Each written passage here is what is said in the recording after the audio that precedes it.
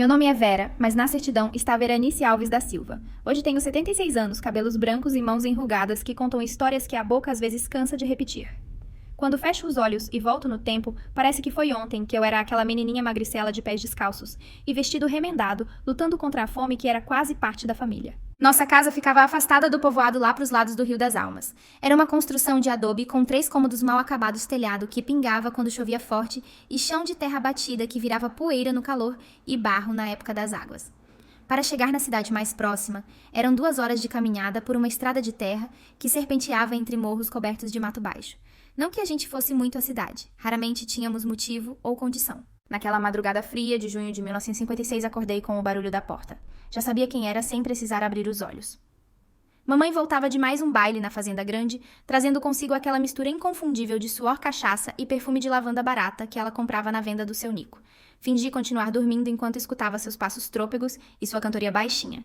Menina bonita do laço de fita, o que é que você vai fazer? Vou dançar a noite inteira até o sol amanhecer. Tinha dias que eu tinha raiva dela, raiva daquela mulher que nos deixava sozinhos para ir atrás de música e homens. Outros dias, como aquele, eu só sentia uma tristeza funda dessas que parecem não ter fim. Mamãe era bonita disso, ninguém duvidava. Alta de cabelos pretos compridos e olhos que pareciam guardar mistérios que a gente nunca ia descobrir. Quando sorria, o que não era raro, pois apesar de tudo tinha alma alegre, iluminava o ambiente. Pena que preferia iluminar os salões de baile a ficar em casa cuidando dos filhos. E éramos muitos 14 ao todo, cada qual de um pai diferente. Eu era a caçula com 9 anos na época. Para quem vivia no interior de Minas naqueles tempos, família grande não era surpresa. O espanto mesmo era como conseguíamos sobreviver com uma mãe quase sempre ausente e nenhum pai presente. Vera acorda, vem ajudar com o café. A voz de Clara, minha irmã mais velha, me trouxe de volta à realidade. Lá fora, o primeiro raio de sol começava a aparecer iluminando as frestas do telhado. Esfreguei os olhos inchados de sono e me levantei da esteira que dividia com Beatriz, minha irmã, que tinha só 2 anos mais que eu. Clara, com seus 15 anos, já parecia uma mulher feita. O rosto sério demais para a idade, os olhos marcados por olheiras profundas, as mãos já calejadas de tanto trabalho. Era ela quem realmente cuidava da gente desde que me entendia por gente. Enquanto mamãe cavalgava por aí, Clara cozinhava, lavava, costurava e ainda encontrava energia para me ensinar as letras que ela mesma mal conhecia. Mamãe trouxe alguma coisa? Perguntei baixinho enquanto ajudava a acender o fogão a lenha. Clara balançou a cabeça negativamente, só a roupa do corpo como sempre. A cozinha era o maior cômodo da casa. Tinha um fogão a lenha, feito de barro, uma mesa comprida, com bancos dos 2 lados e algumas prateleiras na parede, onde guardávamos as poucas panelas e latas vazias que tínhamos. Numa delas, Clara guardava um pouco de café e açúcar, nosso tesouro mais precioso. Tem um pouquinho de café ainda e farinha dá para fazer um mingau ralo, ela disse pegando uma panela lascada. Nosso café da manhã, na maioria dos dias, era isso, um mingau ralo de farinha, com café e açúcar quando tinha. Às vezes, quando a sorte sorria, meu irmão mais velho, que trabalhava como ajudante nas fazendas vizinhas, trazia um pouco de leite ou ovos, mas eram dias raros, quase de festa. Uma a uma, as outras crianças foram acordando e se reunindo ao redor da mesa. Éramos 12 ainda em casa. Os outros 2 já tinham partido, um casado, o outro trabalhando em outra cidade. Arthur, o mais novo depois de mim com seus 5 anos, ainda esfregava os olhos cheios de remela quando se sentou no banco. «Cadê a mãe?» Ele perguntou como fazia todas as manhãs mesmo sabendo a resposta. «Dormindo», respondeu Clara, servindo o mingau em canecas de alumínio amassadas. «Come devagar para durar mais». Beatriz, que de todas nós era a mais parecida com mamãe, não só na aparência, mas no jeito inquieto de ser, me cutucou baixinho. «Acho que vi ela chorando ontem antes de sair», sussurrou para que só eu ouvisse. «Chorando por quê?» «Não sei, estava olhando alguma coisa que guarda naquela caixinha dela». Mamãe tinha uma caixinha de lata dessas de biscoito, onde guardava seus poucos pertences pessoais. Ninguém mexia naquela caixa. Era a única coisa que ela realmente tratava como sua particular em meio a toda aquela vida compartilhada que levávamos. Igreja era lugar que raramente frequentávamos. Era longe e não tínhamos roupas decentes para aparecer diante de Deus e da sociedade. Nossas roupas eram trapos remendados herdados de um irmão para outro até não sobrar mais nada além de farrapos. A luta diária e o peso da pobreza. Depois do café, era a hora das tarefas. Cada um tinha a sua designada por Clara com a autoridade de uma general. Os meninos mais velhos iam buscar lenha, consertar a cerca, cuidar dos poucos animais, que tínhamos uma vaca magra, que mal dava leite, e algumas galinhas ciscando no terreiro. As meninas ajudavam com a limpeza, a roupa, e buscavam água no rio. Vera e Beatriz, vocês vão buscar água hoje, determinou Clara, me entregando um balde de metal que tinha mais remendos que o meu vestido. O rio ficava a uns 500 metros da casa, descendo por um caminho estreito, entre capim alto e árvores retorcidas pelo vento. Beatriz ia na frente cantarolando baixinho uma das canções que mamãe nos ensinava nas raras noites em que ficava em casa, geralmente entre um baile e outro. Lá na Ponte da Vinhaça todo mundo passa. A água do rio ainda era limpa naquela época, cristalina, correndo sobre pedras lisas com pequenos peixes prateados nadando contra a correnteza. Enchemos os baldes com cuidado, sabendo que cada gota era preciosa. A água serviria para beber, cozinhar, lavar o rosto e as mãos. Banho completo só de domingo, isso quando o tempo permitia. Na volta, o caminho parecia 2 vezes mais longo. Os baldes pesavam, a água chacoalhava e molhava nossas pernas finas, mas não reclamávamos. Desde cedo aprendemos que reclamar não adiantava. Ninguém estava ouvindo mesmo. De volta à casa, encontramos Clara toda animada. Era raro vê-la assim, quase sempre carregava o peso do mundo nas costas. Seu Joaquim vai fazer farinhada hoje, ela anunciou, com os olhos brilhando. Se a gente for ajudar, ele dá um pouco de farinha e talvez até um pedaço de torresmo. A farinhada na casa de seu Joaquim era um evento. O casal já de idade e sem filhos sempre abria as portas para os vizinhos quando preparavam farinha de mandioca. Era trabalho para muitas mãos e em troca distribuíam um pouco do resultado para quem ajudasse. Para nós era quase uma festa garantia de comida por alguns dias. Arrumamo-nos o melhor que pudemos, não que fizesse muita diferença. Mas Clara insistia que devíamos parecer decentes para que ninguém tivesse pena ou vergonha de nós. Passei água no rosto, arrumei os cabelos com um pente quebrado, que circulava entre as irmãs, e ajeitei o vestido gasto da melhor maneira possível. Chegamos à casa de seu Joaquim ainda de manhã. O terreiro já estava cheio de homens, descascando mandioca, mulheres ralando crianças, correndo em volta do tacho, onde a farinha seria torrada. O cheiro da mandioca fresca, misturado com fumaça da fornalha, fazia meu estômago roncar ainda mais forte. "Olha quem chegou, as meninas da Antônia!" exclamou uma senhora robusta que ajudava. Antônia, o nome da minha mãe na boca dos outros, sempre me causava um misto de vergonha e orgulho. Vergonha pelo que todos sabiam que ela nos deixava sozinhos para ir dançar. Orgulho porque, apesar de tudo, era minha mãe e era bonita e livre como eu secretamente desejava ser um dia. "Viemos ajudar seu Joaquim", disse Clara com aquela dignidade que só ela sabia manter mesmo nas situações mais humilhantes. "Claro, minhas filhas têm trabalho para todos. Os meninos podem ajudar a carregar lenha e vocês meninas podem ficar aqui ralando mandioca." Passamos a manhã e parte da tarde trabalhando duro. As mãos doíam de tanto ralar o tubérculo branco e duro nas raladeiras de metal, mas não reclamávamos. Cada movimento era um passo mais perto de ter comida para levar para casa. Enquanto trabalhávamos, as mulheres conversavam, e inevitavelmente o assunto chegou à minha mãe. "Viramos a Antônia ontem à noite toda emperequetada no baile da Fazenda Grande", comentou uma mulher magra de nariz pontudo. "Montada naquele cavalo zaino como se fosse a rainha da Inglaterra", emendou outra cujo nome não me lembro.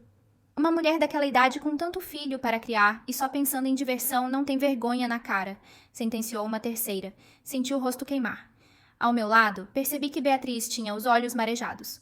Clara continuava ralando mandioca como se não ouvisse nada, mas eu sabia que cada palavra era como uma facada.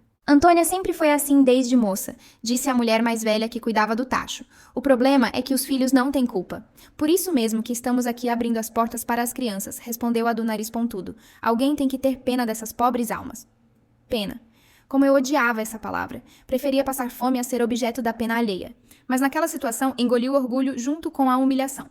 A fome era mais forte que o orgulho. Ao fim da tarde, com o trabalho concluído, a senhora esposa de seu Joaquim nos chamou para um canto. Tirou de um saco de estopa 2 pacotes generosos. "Este é de farinha, e este tem um pouco de carne de porco que sobrou de ontem. Não é muito, mas vai ajudar vocês por alguns dias." Senti os olhos encherem de lágrimas, não de vergonha desta vez, mas de gratidão. Clara agradeceu com poucas palavras, como era seu jeito, e nos preparamos para voltar para casa. No caminho, encontramos meu irmão mais velho voltando da fazenda onde tinha conseguido trabalho. Ele trazia um pequeno embrulho nas mãos e um sorriso cansado no rosto. "Olha o que consegui", disse mostrando 1 litro de leite. "O patrão deixou eu trazer um pouco que sobrou." Aquela noite foi quase de festa. Com a farinha que ganhamos, a carne de porco e o leite, Clara preparou um jantar que parecia banquete para nossos padrões. Até mesmo mamãe, que acordou no fim da tarde, parecia mais presente que o habitual, ajudando a fazer um bolo de frigideira que há tempos não comíamos. Era assim nossa vida, dias de fome extrema, intercalados por momentos raros de pequenas alegrias. Aprendemos a saborear cada instante de fartura, cada bocado de comida que chegava à mesa, cada momento em que mamãe parecia realmente estar conosco, não só de corpo, mas também de espírito. Antes de dormir sentada na soleira da porta olhando as estrelas, pensei em como seria se tivéssemos uma vida normal como as outras famílias, com pai e mãe, comida na mesa todos os dias, roupas sem remendos, sapatos nos pés. Parecia um sonho tão distante quanto as próprias estrelas que cintilavam no céu escuro daquela noite de junho. Mal sabia eu que em poucos dias um acontecimento mudaria para sempre o rumo da nossa história familiar e que a fome, que até então era nossa companheira constante, ganharia uma concorrente até então desconhecida, a orfandade completa. A chegada da orfandade. Acordei antes do sol naquela manhã com um pressentimento estranho cutucando minha alma. O galo nem tinha cantado ainda, mas algo no ar parecia diferente. A casa estava mergulhada naquele silêncio profundo que só existe quando a madrugada ainda não decidiu virar dia. Me levantei devagar para não acordar as irmãs que dormiam ao meu lado e fui até a janela sem vidro. O céu tinha aquela cor indefinida entre o escuro da noite e a promessa do amanhecer. Algumas estrelas ainda teimavam em brilhar, como se não quisessem ir embora. Respirei fundo o ar úmido da madrugada, sentindo aquele cheiro de terra molhada que sempre vinha antes da chuva. Ia chover, e isso significava que talvez nossa mãe não saísse hoje. Ela não gostava de cavalgar na chuva, dizia que estragava o cabelo que tanto se esforçava para manter bonito. Voltei para minha esteira e tentei dormir mais um pouco, mas aquela inquietação não me deixava. Quando o primeiro raio de sol entrou pelas frestas do telhado, me levantei de vez. Foi então que ouvi o tropel de cavalos se aproximando. Corri para a porta com o coração aos pulos. Seria a mamãe voltando tão cedo, não era comum, ela geralmente só voltava depois de 2 ou 3 dias fora. Não era ela. Era seu Miguel, o leiteiro, que passava de vez em quando vendendo leite nas casas mais afastadas. Um homem magro de pele curtida pelo sol e olhos pequenos que pareciam sempre estar procurando algo no horizonte. Ele estava ofegante, com o chapéu de palha amassado nas mãos, em vez de na cabeça, como de costume. Menina, cadê sua irmã mais velha? Ele perguntou, a voz entrecortada pela falta de ar. A Clara tá dormindo ainda, seu Miguel. Aconteceu alguma coisa. Ele olhou para mim, de um jeito estranho, como se estivesse decidindo se eu era grande o suficiente para ouvir o que tinha para dizer. Deve ter concluído que não, porque apenas respondeu. Vai chamar ela minha filha. É importante. Corri para dentro e acordei Clara, que dormia encolhida debaixo de um cobertor remendado. Ela abriu os olhos assustada, mas se recompôs rapidamente. Clara sempre foi assim forte como uma árvore firme, até nos ventos mais fortes. O que foi, Vera? Seu Miguel tá lá fora querendo falar com você e disse que é importante. Clara se levantou num pulo, alisou o vestido amassado com as mãos ásperas e foi para fora. Eu a segui curiosa e apreensiva. No terreiro, seu Miguel torcia o chapéu nas mãos, deixando ainda mais evidente o seu desconforto. Bom dia, seu Miguel. O que o senhor manda? Clara cumprimentou com aquela polidez que ela sempre mantinha mesmo nas piores situações. Menina, é sobre sua mãe. Ele começou baixando os olhos para os próprios pés descalços, como se ali encontrasse as palavras certas. Encontraram ela hoje cedo, lá na curva da estrada do Cruzeiro. Parece que caiu do cavalo ontem à noite, quando voltava da festa na Fazenda Grande. Vi o rosto de Clara empalidecer. Suas mãos, sempre tão firmes, começaram a tremer levemente. Ela tá... Clara não conseguiu terminar a pergunta. Sim, menina, ela se foi. Bateu a cabeça numa pedra quando caiu, deve ter sido na hora. Senti como se o mundo inteiro tivesse parado de girar naquele instante. Mamãe morta. Aquela mulher cheia de vida, de risadas altas, de vestidos coloridos e cheiro de flor do campo, aquela que, apesar de todas as ausências, ainda era o centro do nosso pequeno universo. Não podia ser verdade. Clara não chorou, apenas ficou ali parada, olhando para o nada como se tentasse encontrar algum sentido naquelas palavras. Depois de um silêncio que pareceu uma eternidade, ela simplesmente perguntou: onde está ela agora?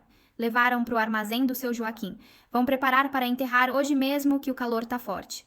Foi o mais velho dos meus irmãos quem chorou primeiro. Ele tinha acabado de sair da casa, provavelmente acordado pelos cochichos no terreiro. Um soluço longo, dolorido, como o de um animal ferido, rompeu o silêncio da manhã. Aquele som quebrou algo dentro de todos nós. Logo estávamos todos em lágrimas, até mesmo Clara, que finalmente deixou a dor transbordar pelos olhos negros e tristes. As notícias voam rápido em lugar pequeno. Logo toda a vizinhança estava sabendo. As mesmas pessoas que falavam mal da minha mãe pelas costas agora apareciam em nossa porta com olhares de pena e ofertas de ajuda. O mundo é mesmo estranho. Na morte, mamãe finalmente recebia o respeito que nunca teve em vida. Vamos ter que arrumar as crianças para ir no enterro, disse Clara, já limpando as lágrimas e voltando a ser a fortaleza que sempre foi. Vera ajuda a lavar os pequenos. Vou ver se acho alguma roupa mais escura pra gente vestir. E assim foi. A manhã, que começou com um pressentimento ruim, se transformou no dia mais triste das nossas vidas. Lavamos os irmãos menores com a pouca água que tínhamos guardada nos baldes, penteamos os cabelos com um pente quebrado que passava de mão em mão, vestimos as roupas menos surradas que conseguimos encontrar. Ninguém tinha roupa preta, que é o que se usa em enterro, mas Clara disse que não importava, que o luto de verdade a gente carrega no coração, não nas costas. O enterro foi no cemitériozinho simples que ficava atrás da igrejinha do povoado. Era um lugar pequeno, com cruzes de madeira, marcando as sepulturas e algumas flores silvestres crescendo entre os túmulos. O padre rezou uma missa rápida, falando sobre a misericórdia divina e o descanso eterno, palavras que pareciam vazias diante da dor que sentíamos. Mamãe foi enterrada numa cova simples, sem lápide, apenas com uma cruz de madeira, onde seu Joaquim escreveu seu nome com tinta preta, Antônia Alves da Silva. Nunca soube ao certo se aquele era mesmo o sobrenome dela. Mamãe não falava muito sobre sua própria história, apenas vivia intensamente seu presente. Quando jogaram a última pá de terra sobre o caixão simples de madeira, senti uma parte de mim sendo enterrada junto. Não era uma parte boa nem ruim, era apenas uma parte que existia como um membro do corpo que de repente não está mais lá. A ausência de mamãe, que já era constante em nossa vida, agora se tornava definitiva e irrevogável. Voltamos para casa em silêncio, cada um carregando sua dor do jeito que podia. Os menores não entendiam direito o que tinha acontecido. Arthur, de apenas 5 anos, perguntava a cada minuto, quando a mamãe voltaria da viagem. Cada pergunta era como uma agulha fina furando o coração de Clara. Ela não vai voltar dessa vez, Arthur. Foi tudo que minha irmã conseguiu responder com uma voz que parecia vir do fundo de um poço. Aquela noite foi a mais longa da minha vida. Deitada na esteira, eu ouvia os soluços abafados dos meus irmãos, misturados com o barulho da chuva que finalmente caía lá fora. Era como se o céu também chorasse conosco. Fiquei olhando para o teto escuro, pensando em como seria a nossa vida agora. Já éramos praticamente órfãos antes com mamãe sempre ausente, mas havia sempre aquela esperança de que ela voltaria. Agora nem isso tínhamos mais, sobrevivendo à fome e à humilhação. Na manhã seguinte, a realidade nos atingiu com toda a sua força. Não havia comida em casa, não havia dinheiro e agora não havia nem mesmo a possibilidade de mamãe aparecer com algum trocado ou mantimento. Clara reuniu todos nós na sala e, com uma seriedade que não combinava com seus 16 anos, nos disse: agora somos só nós. Temos que nos virar. Os mais velhos vão ter que trabalhar mais e os pequenos vão ter que ajudar mais em casa. Não vai ser fácil, mas vamos conseguir. Meu irmão mais velho assentiu com os olhos ainda vermelhos de chorar. Ele tinha conseguido um trabalho fixo na fazenda, onde antes só aparecia de vez em quando. Não ganhava muito, mas pelo menos era algo certo. Vou falar com o patrão ver se consigo um adiantamento, ele disse com uma determinação nova na voz. E vou pedir para aumentar meu tempo lá, se trabalhar o dia todo, talvez paguem mais. Eu posso ir nas casas oferecer para lavar roupa, disse Clara. Dona Helena comentou outro dia que a lavadeira dela tá doente, talvez ela me aceite no lugar. E assim, cada um buscou uma maneira de contribuir. Até mesmo as crianças como eu e Beatriz assumíamos mais responsabilidades. Cuidar dos pequenos, buscar água, varrer a casa, alimentar as poucas galinhas que tínhamos. O tempo para brincar, que já era pouco agora, praticamente não existia mais. Durante as semanas seguintes, uma rotina diferente se estabeleceu em nossa casa. Clara se tornou oficialmente a chefe da família, embora na prática já fosse há muito tempo.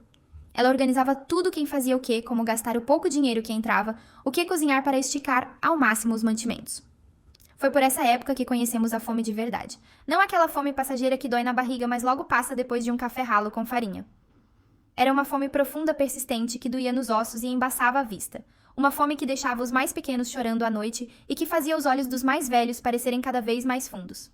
Havia dias em que tudo que tínhamos para comer era água com açúcar e um punhado de farinha. Clara dizia para imaginarmos que era um mingau ralo para enganar a cabeça, mas o corpo não se engana tão fácil.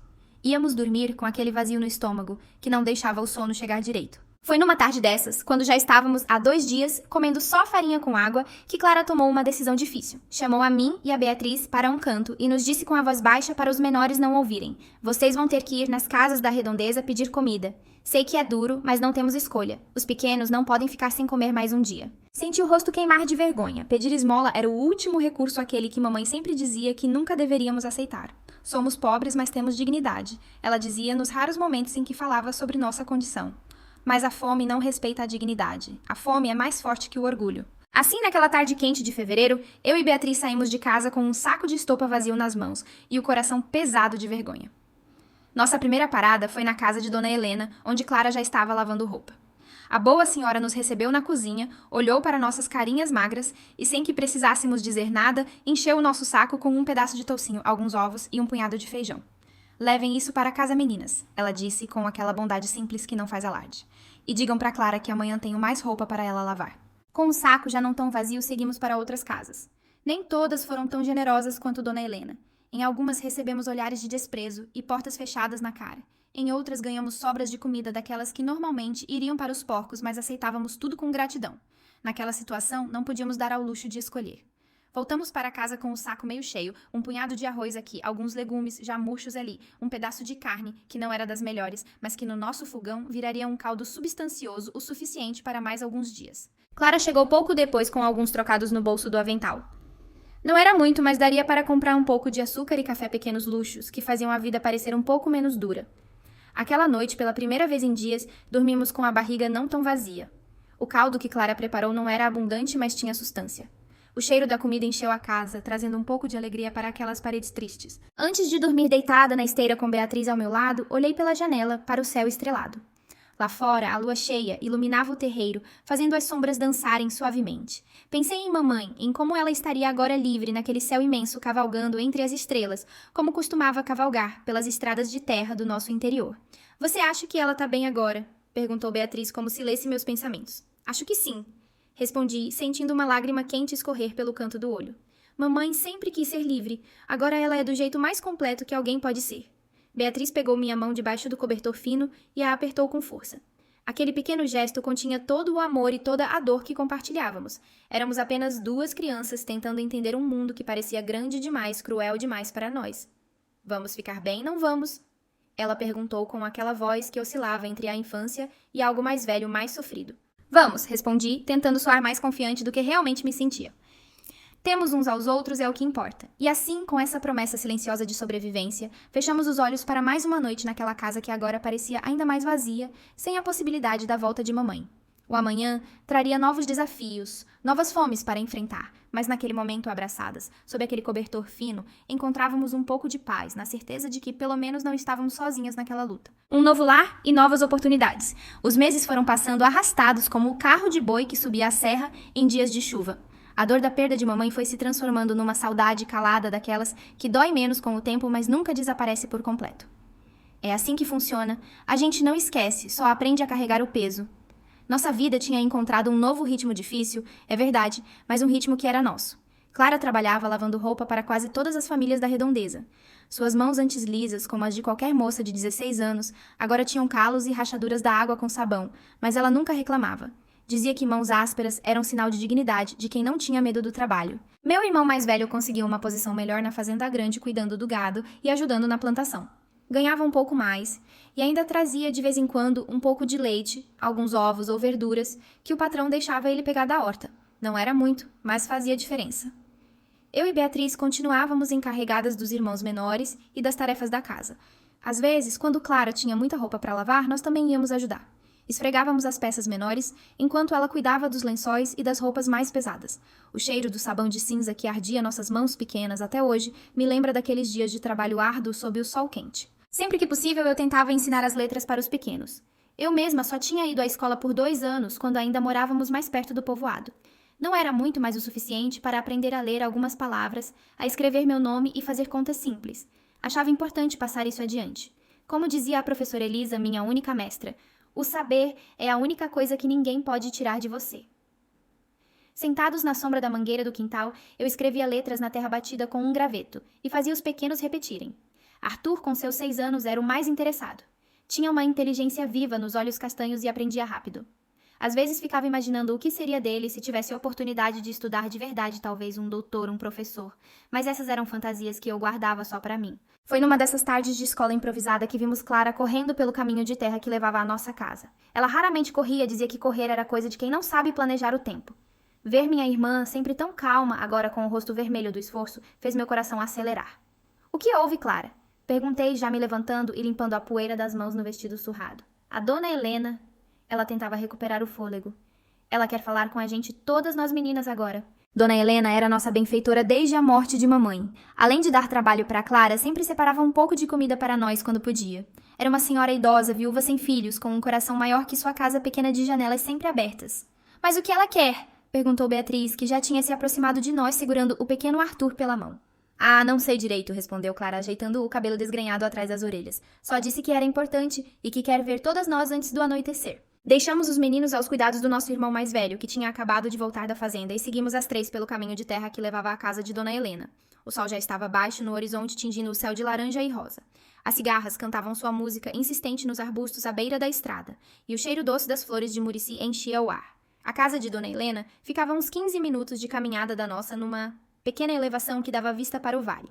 Era uma construção simples de adobe pintado de branco, com um telhado de barro vermelho e uma varanda onde ela costumava se sentar nas tardes para ver o pôr do sol. A fumaça saindo da chaminé da cozinha indicava que ela estava preparando o jantar. Clara bateu na porta de madeira escura 3 toques suaves, como ela sempre fazia. Logo ouvimos os passos arrastados de Dona Helena se aproximando. Quando abriu a porta, seu rosto se iluminou num sorriso doce ao nos ver. Entrem, minhas filhas, entrem, ela disse abrindo passagem. Estava esperando por vocês. A sala de Dona Helena era aconchegante com móveis antigos bem conservados, uma mesa redonda coberta com uma toalha bordada e algumas fotografias em porta-retratos de prata sobre uma cômoda. Nunca tinha visto tantos porta-retratos juntos antes. Em nossa casa não tínhamos nenhuma fotografia nem mesmo de mamãe. Imagens eram luxo de gente com posses. Sentem-se, por favor. Ela indicou as cadeiras em volta da mesa. Vou servir um café para conversarmos. Enquanto Dona Helena ia para a cozinha, nós três nos entreolhamos curiosas e um pouco apreensivas. O que seria tão importante para ela chamar todas nós assim com tanta urgência? Ela voltou trazendo uma bandeja com 4 xícaras de café e um prato de biscoitos de polvilho que faziam minha boca salivar, só de olhar. Desde a morte de mamãe, guloseimas como aquelas eram raridade em nossas vidas. Sirvam-se, meninas, ela disse, colocando a bandeja sobre a mesa. Sei que não almoçaram direito hoje. Como ela sabia, Dona Helena tinha um jeito de saber das coisas sem que precisássemos dizer. Era como se pudesse ler nossos estômagos vazios nos olhos fundos que tínhamos. Comemos os biscoitos, com a educação que Clara sempre nos cobrava, mas por dentro eu queria devorar o prato inteiro de uma vez. O café estava quente e doce do jeito que só Dona Helena sabia fazer. Por um momento esqueci a fome constante, a casa vazia e os problemas que nos esperavam lá fora. Naquele pequeno intervalo de tempo, éramos apenas 3 meninas tomando café com uma senhora bondosa numa tarde qualquer. O convite e o dilema familiar. Meninas, Dona Helena começou depois que terminamos de comer. Chamei vocês aqui porque tenho uma proposta a fazer. Ela fez uma pausa, como se escolhesse cuidadosamente as próximas palavras. Vocês sabem que sou viúva há muitos anos e que Deus não me deu filhos. Esta casa é grande demais para uma velha sozinha como eu. Olhei ao redor. A casa de Dona Helena não me parecia tão grande assim, mas comparada com o nosso casebre, era praticamente um palácio. Tenho observado como vocês têm lutado, desde que sua mãe se foi, que Deus a tenha. Ela continuou. E especialmente você, Clara, carregando um peso que não deveria ser seu nessa idade. Clara baixou os olhos sem saber como responder. Não estávamos acostumadas a ouvir palavras de reconhecimento. Depois de muito pensar e rezar, decidi que quero que vocês venham morar comigo às 3. Senti como se o ar tivesse sido sugado de meus pulmões. Morar com Dona Helena. Em sua casa limpa, com comida na mesa todos os dias, sem o fantasma da fome rondando cada refeição, parecia bom demais para ser verdade. Mas e nossos irmãos? Perguntou Clara, sempre pensando no bem de todos antes do próprio. Sei que vocês não abandonariam os meninos, respondeu Dona Helena com um sorriso compreensivo. Mas pensei que poderíamos começar com vocês 3. Seu irmão mais velho já consegue se virar bem na fazenda pelo que eu vi, e logo podemos pensar em trazer os outros também conforme eu for organizando as coisas. Era uma proposta generosa, mais do que jamais poderíamos esperar. Mas eu conhecia a minha irmã. Clara nunca abandonaria os pequenos, nem mesmo se isso significasse continuar na miséria. É muita bondade sua, Dona Helena, disse Clara com a voz embargada. Mas não posso deixar os pequenos. Prometi para minha mãe antes dela partir que cuidaria de todos. E quando foi que sua mãe lhe fez prometer isso? Perguntou Dona Helena com uma curiosidade genuína na voz. Clara hesitou. A verdade é que mamãe nunca tinha feito tal pedido. Estava sempre ocupada demais com sua própria vida para pensar no que aconteceria com os filhos se ela não estivesse mais lá. Não foi com palavras que ela pediu, respondeu Clara finalmente, mas sei que é o que ela esperaria de mim. Dona Helena assentiu como se entendesse perfeitamente o que não estava sendo dito. E se pudéssemos trazer todos? Ela perguntou após um momento de reflexão. Minha casa não é um palácio, mas tem espaço suficiente. Os meninos poderiam ficar no quarto dos fundos e vocês meninas no quarto ao lado do meu. Vi os olhos de Clara se encherem de lágrimas. Não eram lágrimas de tristeza, mas de um misto de gratidão e descrença. Como alguém poderia ser tão bom assim, sem querer nada em troca? Por que a senhora faria isso por nós? Perguntou Beatriz, verbalizando o que todas nós pensávamos. Dona Helena sorriu um sorriso cheio de rugas nos cantos dos olhos que falavam de uma vida longa e cheia de histórias. Quando eu era jovem mais ou menos da idade de Clara, perdi meus pais num acidente. Fiquei sozinha no mundo sem ter para onde ir. Foi uma vizinha, a falecida Dona Maria, que me acolheu e me criou como filha. Isso mudou minha vida. Agora, tantos anos depois, sinto que é minha vez de fazer o mesmo por alguém. E quando vi vocês depois que sua mãe se foi, soube que eram vocês que Deus tinha colocado no meu caminho. O silêncio que se seguiu estava carregado de emoção. Beatriz segurou minha mão por baixo da mesa e eu podia sentir seus dedos tremendo levemente. Eu preciso pensar, disse Clara finalmente. Preciso conversar com o nosso irmão, ver o que ele acha. Claro, minha filha, respondeu Dona Helena compreensiva como sempre. Não quero forçar nada. Pensem com calma, conversem entre vocês. Minha porta estará aberta quando decidirem. Saímos da casa de Dona Helena com o coração mais leve do que quando entramos, mesmo com a decisão difícil que tínhamos pela frente. No caminho de volta para casa, o céu já estava salpicado de estrelas e a lua crescente lançava uma luz prateada sobre o caminho de terra. O que você acha, Clara? Perguntei depois de alguns minutos de caminhada em silêncio. Não sei, Vera. Parece bom demais. Ela respondeu com aquela cautela que a vida difícil tinha lhe ensinado. Mas precisamos pensar em todos. Dona Helena é boa, disse Beatriz. Ela não vai separar a gente. Eu sei que ela é boa, concordou Clara. Mas não quero ser um peso para ninguém, entende? Já basta o que passamos de mão em mão, depois que mamãe morreu com todo mundo olhando pra gente com pena. Entendi o que ela queria dizer. Clara sempre foi orgulhosa mesmo na pobreza. Preferia passar necessidade a aceitar caridade que viesse com o preço da humilhação. Mas a oferta de Dona Helena não parecia humilhante. Parecia uma chance que talvez não aparecesse novamente. Quando chegamos em casa, os pequenos já estavam dormindo encolhidos nas esteiras no chão batido da sala. Nosso irmão mais velho estava sentado à porta, olhando para as estrelas com um olhar distante. Ele tinha esse hábito, desde pequeno, de ficar olhando para o céu como se procurasse respostas lá em cima. E então o que Dona Helena queria? Ele perguntou assim que nos viu. Clara contou tudo, cada detalhe da conversa enquanto ele ouvia em silêncio. Quando ela terminou, ele ficou um tempo sem dizer nada, apenas olhando para as próprias mãos calejadas de tanto trabalho. Acho que vocês devem ir, ele disse finalmente com uma voz que parecia mais velha que seus 17 anos. As meninas precisam dessa chance. Mas e vocês? Perguntou Clara, com a testa franzida de preocupação. Não posso abandonar os pequenos. Ninguém falou em abandonar. Ele respondeu olhando diretamente nos olhos dela. Dona Helena disse que logo podemos levar os outros, também não foi. Enquanto isso, eu cuido deles. Já estou ganhando melhor na fazenda, posso alugar um quarto na pensão da Dona Regina, que fica mais perto do trabalho, e levar os meninos comigo. Separar a família. A voz de Clara tremeu levemente. Não é separar Clara, é dar uma chance para todos vocês. Com Dona Helena, eu e os meninos na pensão perto da fazenda nos veremos todos os dias, prometo. Vi nos olhos de minha irmã mais velha um turbilhão de sentimentos, medo, esperança, culpa, alívio. Ela estava lutando contra o peso da responsabilidade que tinha assumido com a morte de mamãe, mas também estava cansada demais para seus 16 anos. Vamos tentar, ela disse finalmente com um suspiro profundo. Se não der certo, sempre podemos voltar. E assim, naquela noite de lua crescente, decidimos aceitar a oferta de Dona Helena. Não sabíamos ainda, mas essa decisão mudaria o curso das nossas vidas para sempre. Um novo começo na Fazenda Esperança. Na manhã seguinte, Clara foi falar com Dona Helena antes de ir para o trabalho. Quando voltou, tinha um sorriso tímido nos lábios desses, que só apareciam em ocasiões muito especiais. Ela ficou muito feliz, contou enquanto nos ajudava a arrumar as poucas roupas que tínhamos em trouxas de pano. Disse que podemos nos mudar ainda hoje, se quisermos. Olhei para nossa casa, sentindo um aperto no peito. Apesar de toda a pobreza, das paredes rachadas e do teto que deixava passar a chuva nos dias de tempestade, era o único lar que conhecíamos. Ali estavam nossas poucas lembranças de mamãe. Os cantos onde brincávamos quando éramos ainda menores. O fogão a lenha, onde Clara fazia milagres com os poucos ingredientes que tínhamos. Vamos sentir falta daqui? Perguntei a Beatriz, que arrumava seus pertences com um cuidado quase reverente. Ah, acho que sim, ela respondeu dobrando um vestidinho remendado. Mas vamos estar juntas. Isso é o que importa. Naquela mesma tarde, nos despedimos dos irmãos com promessas de nos vermos logo. Os pequenos não entendiam direito o que estava acontecendo, mas confiavam em Clara o suficiente para não questionarem muito. Nosso irmão nos acompanhou até a casa de Dona Helena carregando nossas trouxas de roupa. Ele parecia mais aliviado do que triste com nossa partida, talvez, porque soubesse melhor do que ninguém o quanto Clara merecia esse descanso.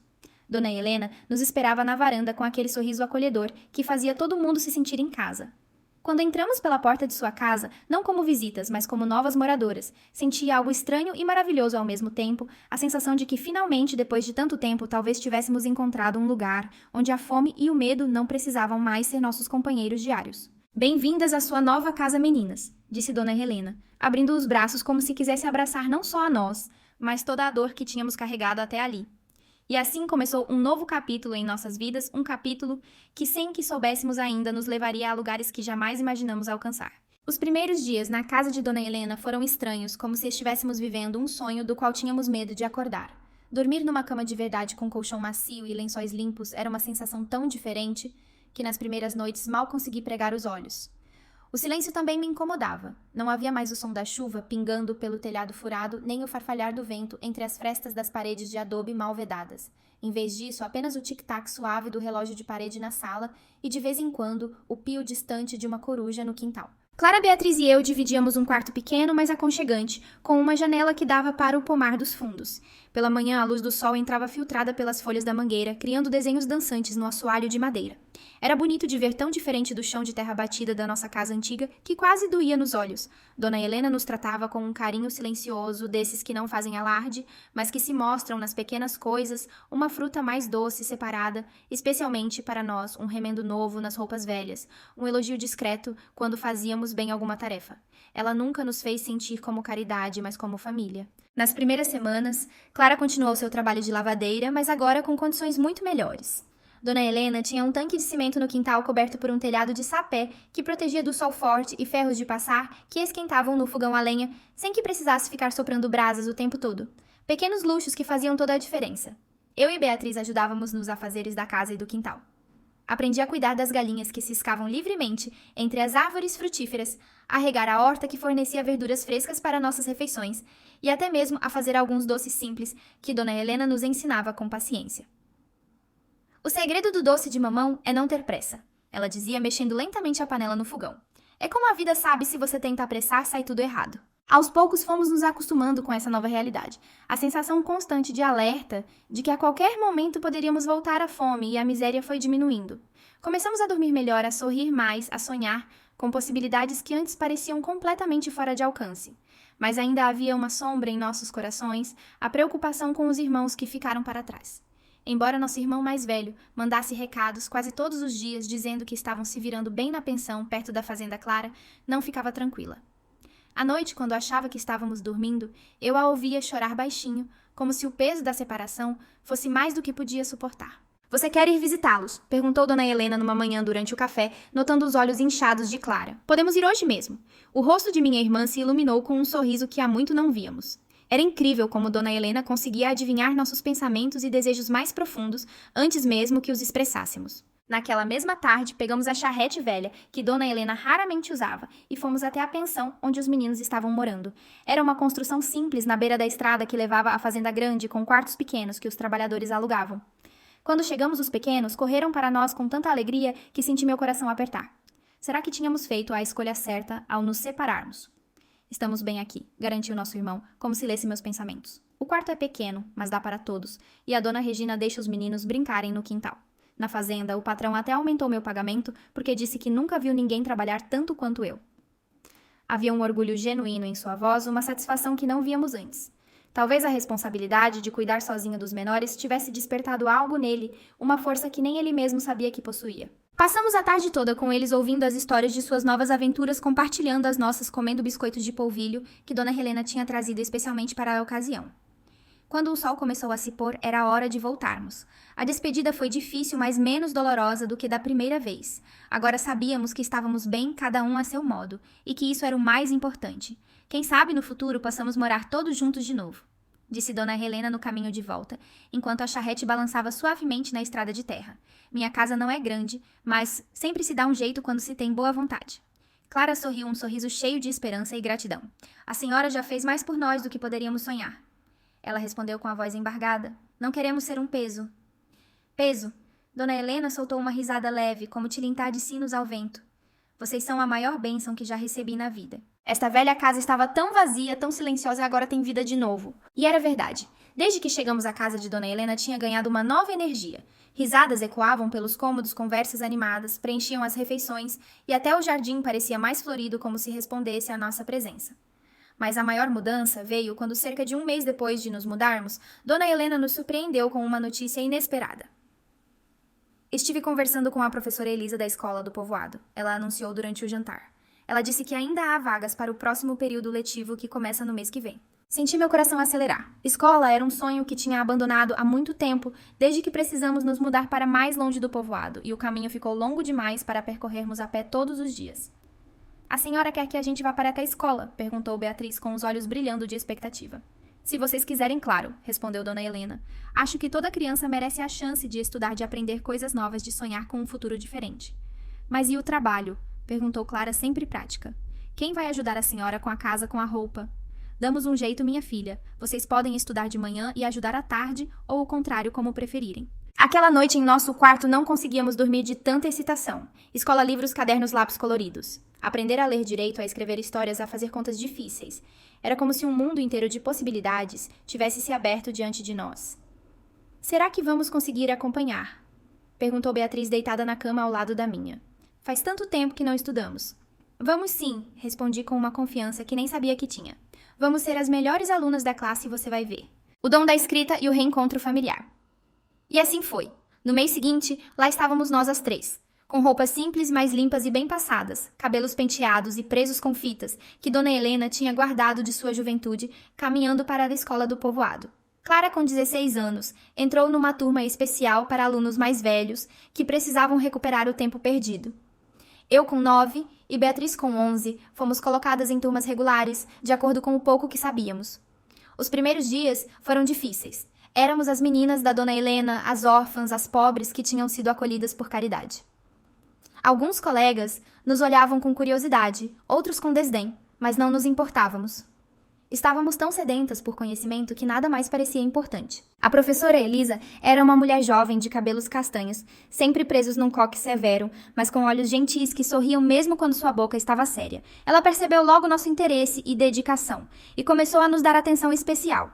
Depois da aula, enquanto os outros alunos corriam para brincar no pátio, nós ficávamos um pouco mais, fazendo perguntas, pedindo explicações, absorvendo cada migalha de saber como se fosse o último pedaço de pão numa mesa vazia. Vocês têm potencial, ela nos disse um dia, observando como eu devorava um livro de histórias que ela tinha me emprestado. Só precisam de oportunidade para florescer. E florescer foi o que fizemos.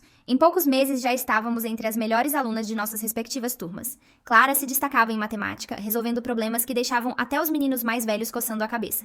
Beatriz tinha um talento natural para a música, e o desenho criando melodias simples que cantarolava enquanto trabalhava, e esboços que capturavam a essência das pessoas e lugares com poucos traços. Eu me apaixonei perdidamente pelas palavras, pelos livros, pelas histórias que me transportavam para mundos que nunca imaginei que existissem. Vera, alma de escritora, comentou a professora Elisa para Dona Helena num dia em que foi nos visitar em casa. Ela consegue colocar no papel sentimentos que a maioria das crianças da idade dela mal consegue identificar. Senti meu rosto corar de vergonha e orgulho ao mesmo tempo. Escritora. Eu, uma menina que até poucos meses atrás mal sabia juntar as letras para formar palavras completas, parecia impossível. Mas aos poucos comecei a lhe acreditar que talvez esse sonho não fosse tão distante assim. À noite, depois que todos dormiam, eu acendia um toco de vela que Dona Helena me permitia usar especialmente para isso e escrevia em cadernos velhos que a professora me dava quando sobravam da escola. Escrevia sobre nossa vida antes, sobre mamãe e seu cavalo Zaino, sobre a fome que nos perseguia, como uma sombra sobre a morte que nos visitou cedo demais. Escrevia também sobre nossa vida agora, sobre o cheiro dos biscoitos de Dona Helena saindo do forno, sobre as risadas de Beatriz quando brincávamos no pomar, sobre a expressão de contentamento de Clara quando finalmente deitava a cabeça no travesseiro após um dia de trabalho e estudo. Foi num desses cadernos que comecei a escrever a história que você está lendo agora, uma história que na época eu não sabia que um dia seria contada para outras pessoas. Era apenas meu jeito de dar sentido a tudo o que tínhamos vivido, de transformar a dor em algo que pudesse ser compreendido, mesmo que apenas por mim mesma. O tempo foi passando como sempre passa, independente de nossa vontade de segurá-lo ou apressá-lo. As estações mudavam, trazendo chuvas que enchiam o rio e faziam o pomar florescer, ou secas que rachavam a terra e nos obrigavam a economizar cada gota de água. Mas diferente de antes agora, essas mudanças não significavam mais sofrimento extremo ou luta pela sobrevivência. Eram apenas parte do ritmo natural da vida no interior, um ritmo ao qual nos adaptávamos com tranquilidade, protegidas pelo amor e cuidado de Dona Helena. Completei 10 anos depois, 11 depois 12. Beatriz, que sempre foi a mais parecida com mamãe, começou a atrair olhares dos rapazes do povoado quando íamos à missa aos domingos.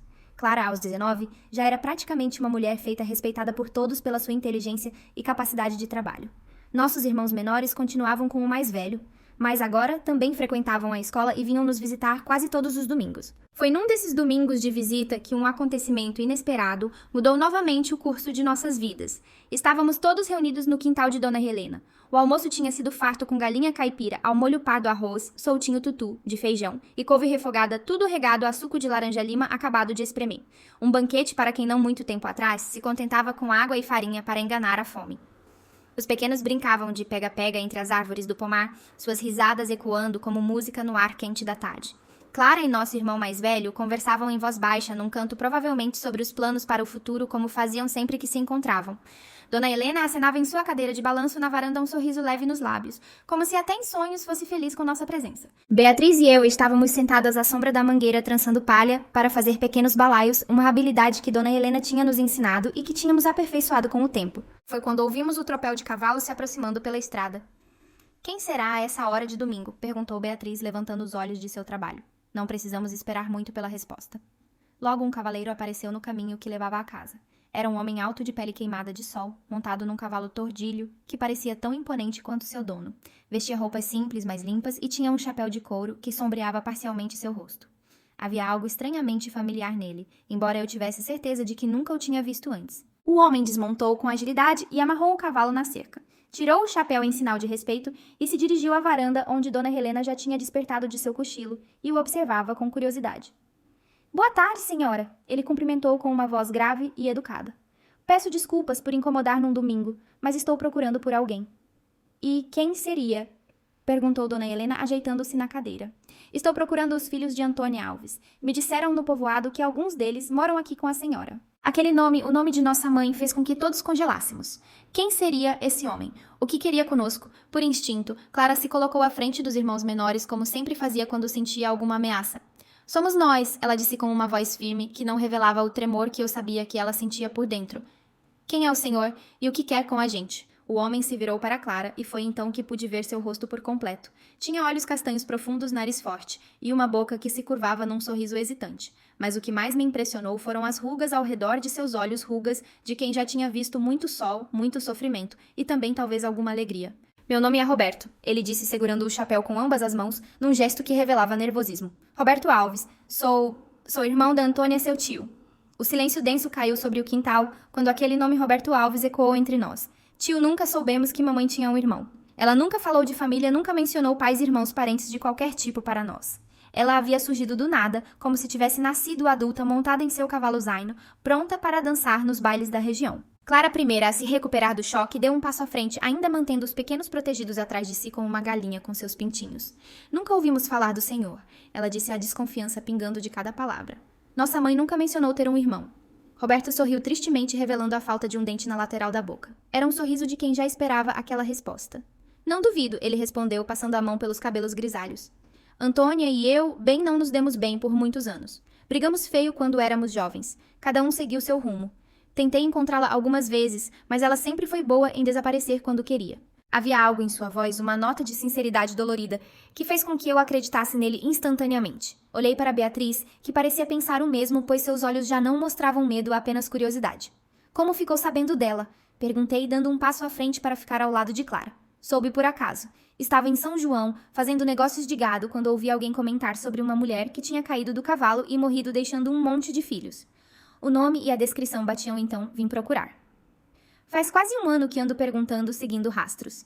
Não é fácil encontrar gente nestes interiores." Dona Helena, que até então observava tudo em silêncio da varanda, se levantou e aproximou-se do grupo com passos lentos, mas firmes. "Por que não entramos todos?" ela sugeriu com aquela voz calma que sempre trazia paz às situações mais tensas. "Ainda tem café fresco e parece que o Sr. Roberto tem muito a nos contar." Os olhos de Roberto se encheram de gratidão ao ouvir o convite. Talvez ele tivesse esperado hostilidade e portas fechadas em vez deste acolhimento cauteloso, mas educado.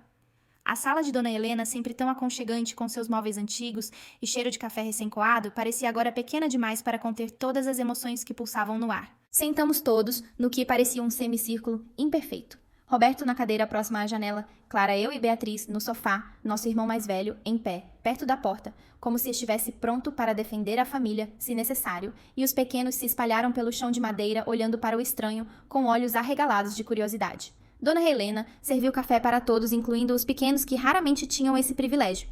Era como se ela entendesse que este era um momento importante, um marco na história da nossa família, e que todos, até os menores, tinham o direito de participar plenamente. "Então o senhor é irmão da Antônia", começou Dona Helena, sentando-se em sua cadeira de balanço e ajeitando a saia de chita sobre os joelhos. "O que o traz aqui depois de tanto tempo?" Roberto segurou a xícara de café entre as mãos calejadas como se buscasse força no calor que emanava dela. Quando soube da morte de Antônia e que ela tinha deixado tantos filhos, senti que precisava encontrá-los. Somos do mesmo sangue, afinal. Família é família mesmo depois de tantos anos separados. Família! A voz de Clara tinha um quê de amargura que raramente deixava transparecer. Onde estava essa família quando passamos fome, quando nossa mãe morreu e ficamos à própria sorte? Vi o rosto de Roberto se contrair numa expressão de dor genuína. Ele baixou os olhos para a xícara de café, como se ali pudesse encontrar as palavras certas. Tem razão de perguntar isso, menina, e não tenho desculpas boas o suficiente. Só posso dizer que não sabia. Antônia e eu perdemos contato há mais de 20 anos. Nossa última briga foi feia, coisas foram ditas que não podiam ser desditas. Eu segui para Goiás, ela ficou por essas bandas. Quando voltei anos depois, ela já tinha partido, ninguém sabia para onde. E por que brigaram? Perguntou Beatriz, sempre a mais direta de nós três. Roberto suspirou profundamente. Era evidente que a pergunta tocava em feridas antigas, daquelas que mesmo o tempo não consegue cicatrizar completamente. Por causa de um homem, ele respondeu finalmente. Um tropeiro que passava por estas bandas de tempos em tempos. Antônia se apaixonou por ele e queria ir embora com ele. Eu era o mais velho, tinha prometido ao nosso pai, no leito de morte, que cuidaria dela. Tentei impedir, disse coisas horríveis. Ela respondeu à altura. No fim, ela fugiu com o tropeiro e eu fiquei para trás com raiva demais para ir atrás. Este tropeiro... Começou Clara hesitante. Ele poderia ser o pai de alguns de vocês. Roberto completou a pergunta com um sorriso triste. É possível. Ele se chamava Marcos, era um homem alto forte de pele morena e olhos claros. Tinha um jeito com as palavras que encantava qualquer um, principalmente moças jovens e impressionáveis como Antônia era na época. Olhei para meus irmãos, tentando encontrar traços deste homem desconhecido em seus rostos. Alguns dos mais velhos tinham olhos claros contrastando com a pele morena, uma combinação que sempre achei bonita e misteriosa. Seria este Marcos o pai deles. E quanto a mim, quem seria meu pai, um dos muitos homens que passaram pela vida de mamãe depois que o tropeiro partiu? O que aconteceu depois? Perguntou o nosso irmão mais velho, falando pela primeira vez desde que Roberto chegara. O que sempre acontece nessas histórias, respondeu Roberto com uma nota de resignação na voz. O tropeiro ficou por uns meses, depois partiu prometendo voltar, nunca mais foi visto por estas bandas. Antônia ficou para trás já esperando o primeiro filho. Soube disso por gente do povoado anos depois. Tentei encontrá-la então, mas ela já tinha se mudado. Sempre foi orgulhosa demais para voltar e admitir que eu estava certo. Um silêncio pesado caiu sobre a sala. Cada um de nós estava absorvendo essa história, essa versão de mamãe que nunca tínhamos conhecido, uma Antônia jovem apaixonada que acreditou numa promessa que nunca foi cumprida. Era difícil conciliar essa imagem com a da mulher que conhecemos sempre, partindo sempre buscando a próxima festa, o próximo homem, a próxima aventura. E por que procurar a gente agora? Perguntou Clara, ainda desconfiada. O que o senhor quer de nós? Roberto colocou a xícara vazia sobre a mesa com cuidado, como se fosse feita do cristal mais fino e não da cerâmica grossa e simples que era. Quero oferecer um lar para vocês. Ele disse simplesmente. Tenham uma fazenda pequena em Goiás. Não é grande coisa, mas tem terra boa, gado suficiente e uma casa decente. É o bastante para todos nós se quiserem. Foi como se um raio tivesse caído no meio da sala. Clara prendeu a respiração. Beatriz arregalou os olhos e eu senti um frio estranho na barriga. Um lar, repetiu nosso irmão mais velho como se não acreditasse no que tinha ouvido. Sim, confirmou Roberto. Sei que chego tarde demais, que vocês já cresceram sem mim, que já encontraram seu caminho. Ele olhou para Dona Helena com um misto de gratidão e respeito. E vejo que tiveram a sorte de encontrar gente boa que os acolheu quando mais precisavam. Mas ainda assim, ofereço o que tenho. Sangue é sangue e gostaria de conhecer os filhos da minha irmã, de ajudar no que for possível. Dona Helena foi a primeira a quebrar o silêncio que se seguiu. É uma oferta generosa, Sr. Roberto. E acho que as crianças precisam de tempo para pensar sobre isso. É muita informação para absorver de uma vez. Roberto assentiu, compreensivo. Claro, não esperava uma resposta imediata. Vou ficar na pensão do povoado por alguns dias. Quando estiverem prontos para conversar, mais estarei lá. Ele se levantou, colocou o chapéu de volta na cabeça e agradeceu pelo café antes de sair. Olhou para cada um de nós longamente, como se tentasse memorizar nossos rostos. Vocês têm muito delas, sabem, ele disse com um sorriso triste. Os mesmos olhos, o mesmo queixo teimoso. Me lembram Antônia de antes de tudo dar errado. E assim ele partiu, deixando para trás uma sala cheia de perguntas, não feitas de pensamentos tumultuados, de sentimentos confusos. Ficamos em silêncio por um longo tempo, depois que o som dos cascos de seu cavalo desapareceu na distância. Foi Arthur, sempre o mais curioso dos pequenos, quem finalmente quebrou o silêncio. A gente vai morar com ele na fazenda. Clara, que parecia perdida em pensamentos profundos, voltou à realidade com a pergunta. Não sei, Arthur, precisamos pensar muito sobre isso. Vocês não precisam decidir nada agora, disse Dona Helena com aquela sabedoria calma que sempre nos reconfortava. E seja qual for a decisão, saibam que esta casa continuará sendo de vocês também sempre que quiserem ou precisarem. Naquela noite em nosso quarto não conseguíamos dormir. Clara, Beatriz e eu ficamos muito tempo acordadas conversando em voz baixa sobre tudo que tínhamos descoberto sobre a oferta de Roberto, sobre o que significaria deixar a segurança da casa de Dona Helena para ir viver com um tio que nunca tínhamos conhecido até então. E se for mentira? Questionou Clara, sempre cautelosa. E se ele não for realmente irmão da mamãe? Você viu como ele falou dela? Respondeu Beatriz. Ninguém inventa aquele tipo de dor. Além disso, acrescentei, ele se parece um pouco com ela, o jeito de sorrir, o formato do rosto. Mas ir para Goiás... Clara continuou preocupada. É tão longe. Deixar a escola Dona Helena, tudo o que construímos aqui, toma... Talvez não precisemos deixar tudo para trás, sugeri. Talvez possamos continuar estudando lá e sempre podemos voltar para visitar Dona Helena. A conversa continuou em círculos, pesando prós e contras, imaginando como seria viver numa fazenda em Goiás, com um tio recém-descoberto. Em algum momento, adormecemos exaustas de tanto pensar e sentir. Os caminhos da vida e o legado de um dom. Nos dias que se seguiram, Roberto voltou várias vezes. Trazia pequenos presentes para os menores, um peão de madeira entalhada, uma boneca de pano doces enrolados em papel colorido. Para nós, as mais velhas, trazia histórias sobre mamãe quando jovem, sobre os avós que nunca conhecemos, sobre a infância que os dois irmãos compartilharam numa fazenda, não muito diferente da que ele tinha agora. Antônia sempre foi a mais bonita. Ele contava sentado à sombra da mangueira do quintal com todos nós, em volta, como pintinhos ao redor da galinha. Tinha um jeito de andar que fazia todo mundo olhar e cantava. Meu Deus, como aquela menina cantava, parecia um sabiá nas manhãs de primavera. Aos poucos fomos baixando nossas defesas. Havia algo genuinamente afetuoso naquele homem de mãos calejadas e sorriso fácil, algo que nos fazia querer acreditar nele, confiar nele. Até Clara, sempre tão desconfiada, começou a sorrir quando ele chegava a fazer perguntas sobre a fazenda em Goiás, a imaginar em voz alta como seria nossa vida lá. Uma semana depois da primeira visita de Roberto, Clara convocou uma reunião familiar. Éramos 12 irmãos. No total, 2 tinham partido com casamentos começando suas próprias famílias em lugares distantes. Os 10 restantes se reuniram na sala de Dona Helena junto com ela, que já considerávamos parte da família também. Precisamos decidir, disse Clara, com aquela seriedade que a fazia parecer muito mais velha que seus 19 anos. Roberto quer partir em 3 dias. Se vamos com ele, precisamos começar a nos preparar. O que você acha, Clara? Perguntou o nosso irmão mais velho, que sempre respeitou a opinião dela acima de qualquer outra. Clara respirou fundo antes de responder. Acho que devemos ir, ela disse finalmente. É uma chance de ficarmos todos juntos novamente, de termos um lugar que seja realmente nosso, e ele parece sincero no desejo de nos ajudar. Mas e Dona Helena? Perguntou Beatriz, expressando a preocupação que também pesava no meu coração. Vamos deixá-la sozinha depois de tudo que fez por nós. Todos os olhares se voltaram para a senhora de cabelos brancos, que nos observava com um sorriso sereno, embora seus olhos estivessem marejados.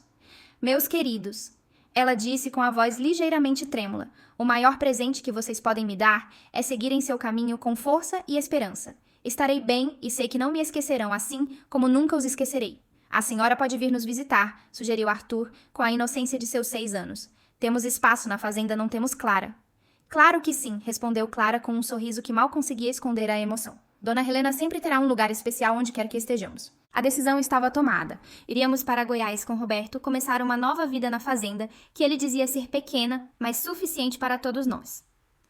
Os dias seguintes foram um turbilhão de preparativos.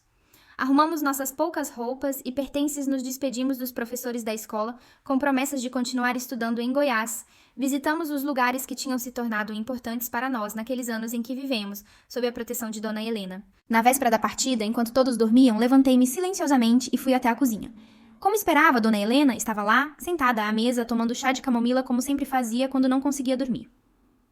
Também não consegue dormir, minha filha? Ela perguntou com um sorriso gentil, indicando a cadeira à sua frente.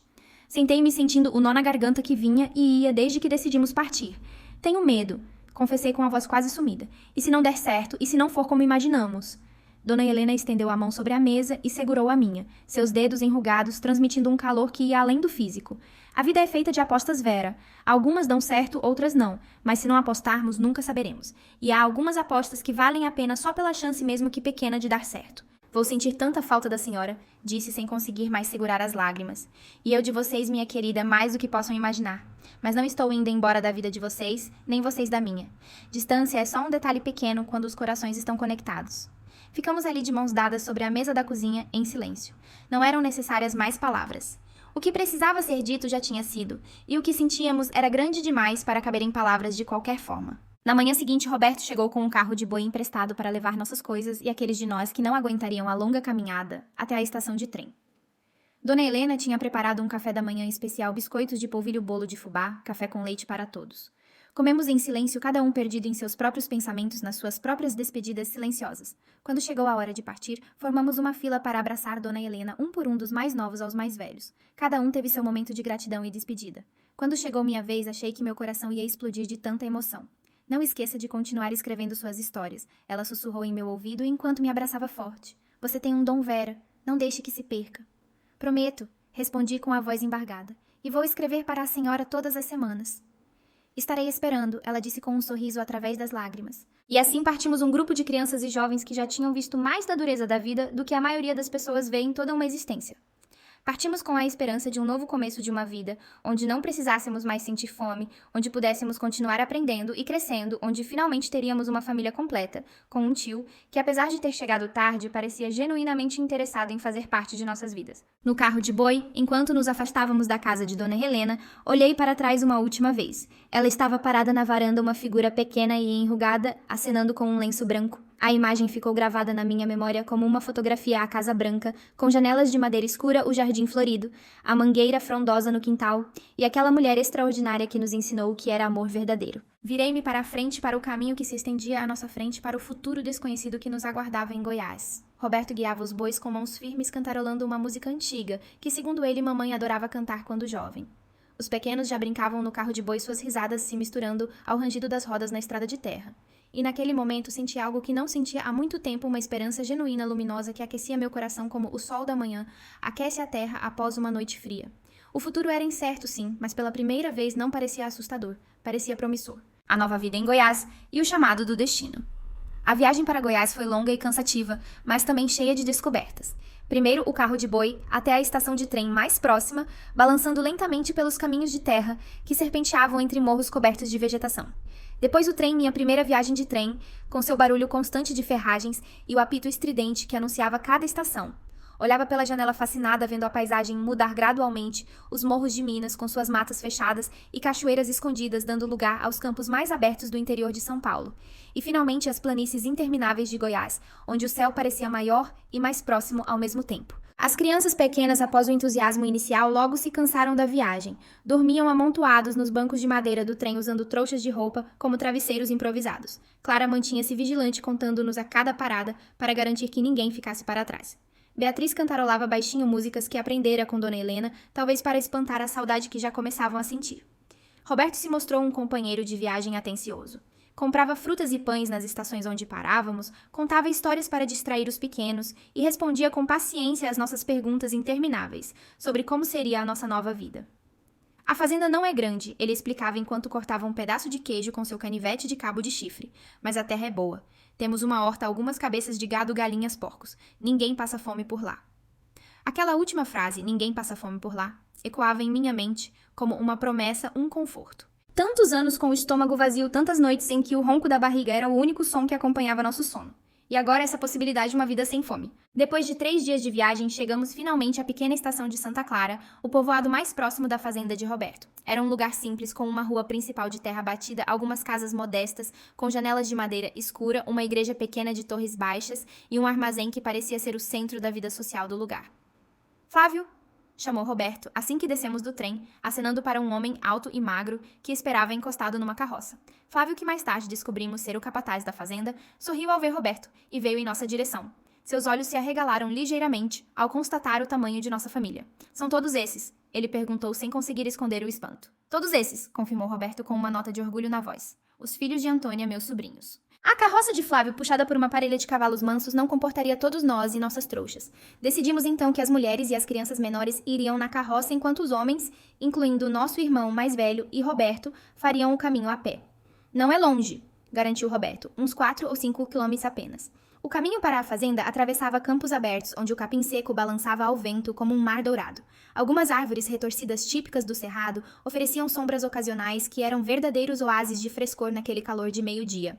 Ao longe era possível ver silhuetas de vacas pastando tranquilamente e, de vez em quando, um bando de seriemas corria através da vegetação, assustadas com nossa passagem. Chegamos à fazenda quando o sol já começava a descer no horizonte, tingindo o céu de laranja e vermelho. A primeira visão da casa me lembrou um pouco da casa de Dona Helena, embora fosse maior e mais rústica. Era uma construção simples de adobe, com um telhado amplo de telhas de barro e uma varanda que contornava toda a frente. O terreiro, bem cuidado, tinha alguns canteiros de flores cravos margaridas e damas da noite que exalavam um perfume doce no ar da tarde. Bem-vindos à Fazenda Esperança, disse Roberto, com um gesto largo que abrangia toda a propriedade. Esperança. O nome não poderia ser mais apropriado para o que sentíamos naquele momento. Uma mulher saiu da casa assim que a carroça parou no terreiro. Era baixa e atarracada com cabelos grisalhos presos num coque simples e um avental florido sobre o vestido de algodão. Seu rosto marcado pelo tempo e pelo sol se abriu num sorriso largo ao nos ver. Chegaram finalmente, ela exclamou, aproximando-se com passos rápidos. Estávamos ansiosos, esta é Dona Fátima, apresentou Roberto. Minha esposa, há 15 anos, a melhor mulher deste sertão. Fátima corou levemente com o elogio, dando um tapinha leve no braço do marido. Deixe de bobagem, homem. Vamos, crianças devem estar cansadas e com fome. Tenho uma sopa de mandioca com carne no fogo que vai repor as forças de vocês. Aquela primeira noite na Fazenda Esperança foi uma mistura de emoções. A comida era farta e deliciosa, servida numa mesa grande de madeira escura na cozinha espaçosa. Havia pão caseiro, manteiga fresca, feita ali mesmo, queijo da fazenda, além da sopa substanciosa que Dona Fátima tinha mencionado. Comemos até não poder mais, com a sensação estranha e maravilhosa de saber que se quiséssemos poderíamos nos servir novamente. Os quartos eram simples, mas limpos com camas de verdade, para todos colchões de palha cobertos com lençóis de algodão que cheiravam a ervas secas. Foi estranho dormir separados os meninos em um quarto, as meninas em outro, depois de anos compartilhando o mesmo espaço. Mas havia uma sensação de segurança de permanência que nunca tínhamos experimentado antes. Deitada na cama junto à janela, de onde podia ver as estrelas que pareciam maiores e mais brilhantes naquele céu goiano, pensei em tudo que tínhamos vivido até ali na fome, que nos perseguiu por tanto tempo na morte de mamãe, na bondade de Dona Helena e agora nesse novo começo. Senti uma lágrima escorrer pelo canto do olho, não de tristeza, mas de uma gratidão tão grande que parecia não caber dentro do peito. Os dias se transformaram em semanas e as semanas em meses. Rapidamente caímos numa rotina confortável na fazenda. Roberto cumpriu sua promessa de nos mandar para a escola. Havia uma escolinha no povoado não tão boa quanto a que frequentávamos em Minas, mas o suficiente para continuarmos aprendendo. Íamos todos os dias na carroça que Flávio dirigia, sempre com histórias divertidas para nos contar no caminho. Clara, que já era praticamente uma adulta, começou a ajudar Dona Fátima na administração da casa e na fabricação de queijos e doces que vendiam no armazém do povoado. Meu irmão mais velho trabalhava com Roberto e Flávio no manejo do gado e na plantação. Até mesmo os pequenos tinham suas tarefas: alimentar as galinhas, ajudar na horta, buscar ovos no galinheiro. Quanto a mim, continuei escrevendo minhas histórias. Roberto, ao descobrir esse meu passatempo, me presenteou com um caderno novo de capa dura e páginas amareladas e uma caneta tinteiro que tinha sido de seu pai. Quem sabe você não se torna uma escritora de verdade um dia, ele disse com um sorriso encorajador. As cartas para Dona Helena eram frequentes, como prometi. Contava tudo sobre nossa nova vida sobre a escola, sobre como estávamos todos juntos novamente. Ela respondia com sua letra miúda e caprichada, contando as novidades do povoado e sempre perguntando sobre meus escritos. Suas cartas terminavam invariavelmente com a mesma frase: continuem fortes, continuem sonhando. Foi numa dessas cartas recebida, quase um ano depois de nossa partida, que veio a notícia que mais temíamos Dona Helena tinha adoecido. Nada grave, ela assegurava, apenas os achaques da velhice. Como ela mesma dizia, mas nas entrelinhas podíamos sentir que era mais sério do que ela admitia. Clara ficou inquieta com a notícia. À noite conversávamos sobre isso em nosso quarto, às vozes baixas, para não acordar Beatriz, que já dormia. Precisamos visitá-la, disse Clara, com aquela determinação que sempre a caracterizou. Precisamos ver com nossos próprios olhos como ela está. Mas Goiás é tão longe de Minas, ponderei, embora no fundo concordasse com ela. Vou falar com Roberto, tenho certeza que ele vai entender. E entendeu. Na manhã seguinte, quando Clara expôs sua preocupação durante o café, Roberto assentiu gravemente. Claro que devem ir. Dona Helena é parte da família de vocês também. Vou providenciar dinheiro para a passagem de trem. Eu também quero ir, anunciei, surpreendendo a mim mesma com a firmeza na voz. Roberto olhou para mim e depois para Clara como se pedisse sua aprovação. Ela hesitou apenas um instante antes de concordar. Sim, Vera deve vir também. Ela e Dona Helena sempre tiveram uma ligação especial. A escolha e o legado da vida. E assim, 2 semanas depois, estávamos novamente no trem, mas desta vez fazendo o caminho inverso de Goiás para Minas, de nossa nova vida, para a antiga, de nosso presente, para um passado que nos formou, de maneiras que apenas começávamos a compreender. A viagem de volta pareceu mais curta, talvez porque agora conhecíamos o caminho, ou talvez porque a ansiedade de rever Dona Helena acelerasse o tempo em nossa percepção. Quando finalmente chegamos ao povoado, tudo parecia exatamente como tínhamos deixado: as mesmas casas simples com suas janelas de madeira, as mesmas pessoas caminhando tranquilamente pela rua principal, o mesmo sino da igreja tocando para a missa de domingo. Pegamos uma carona na carroça do leiteiro até a casa de Dona Helena. O coração batia forte no peito enquanto percorríamos aquele caminho tão familiar. Como a encontraríamos? Estaria muito mudada, muito doente. A casa continuava a mesma, com suas paredes brancas e seu jardim florido, mas havia algo diferente, uma quietude que não existia antes, como se a própria casa tivesse envelhecido na ausência de nosso burburinho. Batemos na porta 3 toques suaves, como Clara sempre fazia, e esperamos segurando a respiração. Demorou mais do que o habitual até ouvirmos passos lentos se aproximando, e então a porta se abriu, revelando Dona Helena. Ela estava mais magra assim e mais curvada. Os cabelos antes apenas salpicados de branco, agora eram completamente prateados. Mas os olhos continuavam os mesmos vivos brilhantes, repletos daquela bondade que nos salvou quando mais precisávamos. "Minhas meninas!" ela exclamou abrindo os braços trêmulos. "Vocês vieram!" Nos abraçamos ali mesmo, na soleira da porta, um abraço longo e apertado que dizia tudo que as palavras não conseguiam expressar. Senti o cheiro familiar de alfazema que sempre acompanhava, a Dona Helena. Ouvi sua respiração ligeiramente ofegante. Percebi como estava mais frágil sob meus braços. Mas estava viva, estava ali e isso era o que importava. Passamos 2 semanas com ela, 2 semanas de conversas longas, à sombra da mangueira do quintal, de ajudá-la com os afazeres da casa que agora pareciam pesados demais para suas mãos enrugadas de contar todas as novidades de nossa vida em Goiás. Dona Helena ouvia tudo com genuíno interesse, fazendo perguntas, rindo de nossas histórias engraçadas, oferecendo conselhos quando pedíamos. À noite, depois que Clara se recolhia, eu ficava mais um pouco com ela na cozinha, como nos velhos tempos. Tomávamos chá de camomila juntas e eu lia para ela trechos dos meus escritos que tinha trazido de Goiás. Ela ouvia atentamente, os olhos fechados às vezes, como se visualizasse as cenas que eu descrevia. "Você tem um dom, Vera", ela repetia como tinha dito tantas vezes antes. Um dom para transformar a dor em beleza, para encontrar significado mesmo nas experiências mais difíceis. Foi numa dessas noites, quando já estávamos prestes a voltar para Goiás, que ela me fez uma pergunta que mudaria minha vida para sempre. "Você já pensou em ficar, Vera, em ficar aqui comigo?" Olhei para ela surpresa, não sabendo exatamente o que responder. "Ficar aqui, sim", ela continuou com uma seriedade que raramente demonstrava. "Vejo como você ama escrever, como tem potencial. Aqui você poderia continuar seus estudos na escola do povoado, que é melhor que a de Santa Clara pelo que me contou. E eu, bem esta velha, ficaria feliz com a companhia." Senti um turbilhão de emoções. Surpresa, confusão.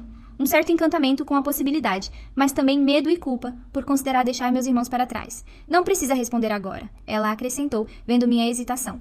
"Converse com Clara, pense bem, é uma decisão importante." Naquela noite não consegui dormir. Fiquei revirando na cama, pesando os prós e contras, imaginando como seria minha vida se aceitasse a proposta de Dona Helena. Por um lado, a possibilidade de estudar numa escola melhor, de ter mais tempo para escrever, de estar com essa mulher que tanto amava e que não estaria conosco para sempre. Por outro, a separação dos meus irmãos da vida que estávamos construindo juntos, em Goiás da segurança que finalmente tínhamos encontrado. Na manhã seguinte, com olheiras que denunciavam minha noite, insone, procurei Clara no quintal, onde ela estendia a roupa no varal com a eficiência de sempre. Dona Helena me convidou para ficar. Disse, sem rodeios, porque com Clara sempre foi melhor ir direto ao ponto. Ela parou o que estava fazendo e me olhou longamente como se tentasse ler algo em meu rosto que minhas palavras não revelavam. "E o que você quer fazer?" ela perguntou finalmente. "Não sei", respondi com sinceridade. "Parte de mim quer continuar estudando aqui e ficar com Dona Helena nos seus últimos anos. Mas outra parte não quer se separar de vocês, da nossa família, que finalmente está reunida e bem." Clara suspirou, largando o lençol que segurava de volta no cesto de roupas. Sentou-se no banquinho de madeira sob a mangueira, que indicou para que eu me sentasse ao seu lado. "Vera lembra quando mamãe morreu e achamos que nunca mais seríamos felizes." Ela começou com aquela voz calma que sempre me tranquilizava. "E então encontramos Dona Helena e depois Roberto e descobrimos que a felicidade pode ter muitas formas diferentes, muitos endereços." Assenti sem saber onde ela queria chegar. "Talvez este seja o seu caminho diferente do nosso. Não significa que estamos nos separando de verdade. Família não é só quem vive sob o mesmo teto, é quem carregamos no coração, não importa a distância. Você não ficaria chateada se eu decidisse ficar?" Perguntei com a voz pequena de criança que ainda existia dentro de mim. "Chateada." Ela sorriu, aquele sorriso raro que iluminava todo o seu rosto. "Eu ficaria orgulhosa, orgulhosa de ver você seguindo seu próprio caminho, buscando seus sonhos. É tudo que sempre quis cada um de nós, não é? A chance de escolher, de não sermos apenas jogados pela vida como folhas ao vento." Abracei minha irmã com força, sentindo as lágrimas escorrerem pelo rosto sem conseguir contê-las. Clara, que raramente demonstrava emoções intensas, também tinha os olhos marejados quando nos separamos. "Mas você tem que prometer uma coisa", ela disse, segurando minhas mãos entre as suas. "Tem que prometer que vai continuar escrevendo, que vai estudar muito, que vai fazer tudo o que mamãe não pôde fazer na vida dela." "Prometo", respondi com uma convicção que vinha do fundo da alma. E assim foi decidido. Fiquei com Dona Helena enquanto Clara voltou para Goiás para contar a novidade aos outros e buscar o restante de minhas coisas. A despedida foi difícil, cheia de lágrimas e promessas de visitas frequentes, de cartas semanais de nunca nos esquecermos uns dos outros. Os anos que se seguiram foram de transformação. Sob a orientação de Dona Helena e dos professores da escola do povoado, especialmente da professora Elisa, que sempre acreditou em meu potencial, me dediquei aos estudos com uma paixão que surpreendia a todos. Lia qualquer livro que conseguisse encontrar, escrevia todos os dias, absorvia conhecimento, como uma esponja seca absorve água. Aos 15 anos, ganhei um concurso regional de redação com um texto sobre minha infância. O prêmio incluía uma bolsa de estudos para continuar o ensino em Belo Horizonte. Foi outra decisão difícil deixar Dona Helena para trás, mas ela me empurrou para a frente com toda a força de seu amor.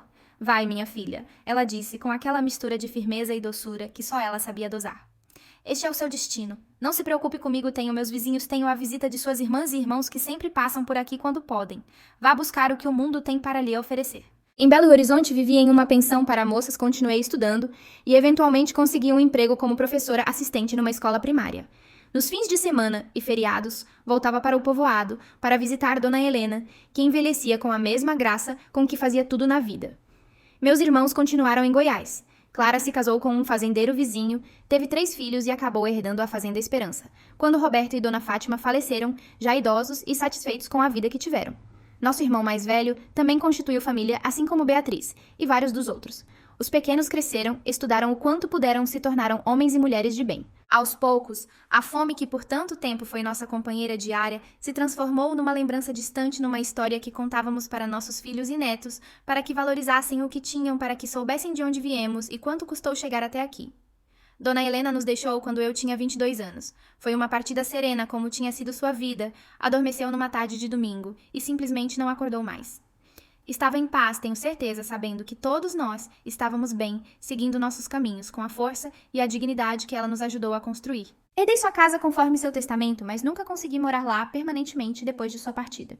Havia memórias demais boas e dolorosas em cada canto daquelas paredes. Mantive a casa, cuidei do jardim, que ela tanto amava, visitava sempre que podia. Mas minha vida seguiu em outros lugares, outras cidades, outros desafios. Tornei-me professora, depois diretora de escola e, finalmente, já na meia-idade, escritora. Meu primeiro livro, publicado quando já tinha 50 anos, contava exatamente esta história que acabo de lhes relatar, a história de uma menina que conheceu a fome e o desamparo, mas também o amor e a esperança. A história de uma família que se fragmentou e se recompôs de formas inesperadas. A história de pessoas comuns que, com sua bondade silenciosa, mudam vidas para sempre. O livro não foi um grande sucesso comercial, mas encontrou seus leitores, tocou corações, gerou cartas emocionadas de pessoas que se identificaram com nossa jornada.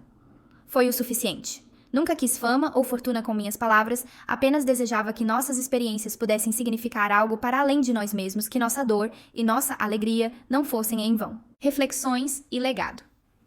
Agora, aos 76 anos, olho para trás e vejo um caminho que, apesar de todas as pedras e espinhos, me trouxe até aqui. Um caminho que começou na fome mais absoluta e termina nesta sala confortável, rodeada de livros de lembranças boas, de fotografias de pessoas amadas que já se foram e de outras que ainda caminham ao meu lado. Dos 14 irmãos, apenas 5 ainda estão vivos. Clara nos deixou há 5 anos, aos 86, cercada por filhos netos e bisnetos na Fazenda Esperança, que agora pertence ao seu filho mais velho. Beatriz vive em São Paulo com uma de suas filhas. Os outros estão espalhados pelo Brasil, cada um seguindo o destino que escolheu ou que a vida escolheu para eles. Nos reunimos sempre que possível em aniversários importantes, em natais, em casamentos de sobrinhos netos que mal conhecemos. E quando estamos juntos, inevitavelmente, as histórias de nossa infância vêm à tona. Histórias de fome, sim, de dificuldades imensas, de perdas dolorosas. Mas também histórias de superação, de encontros inesperados, de bondades gratuitas que transformaram nossas vidas. É isso que quero deixar como legado, não apenas as palavras escritas em meus livros, mas a certeza de que mesmo nos momentos mais escuros, há sempre uma luz, por menor que seja, que pode nos guiar para fora da escuridão. Às vezes essa luz vem de dentro de nós mesmos, da força que nem sabíamos que tínhamos. Outras vezes vem de pessoas que cruzam nosso caminho no momento exato em que mais precisamos. A vida não é fácil, nunca foi e provavelmente nunca será. Mas é bela em sua complexidade, em seus contrastes, em sua capacidade infinita de nos surpreender quando menos esperamos.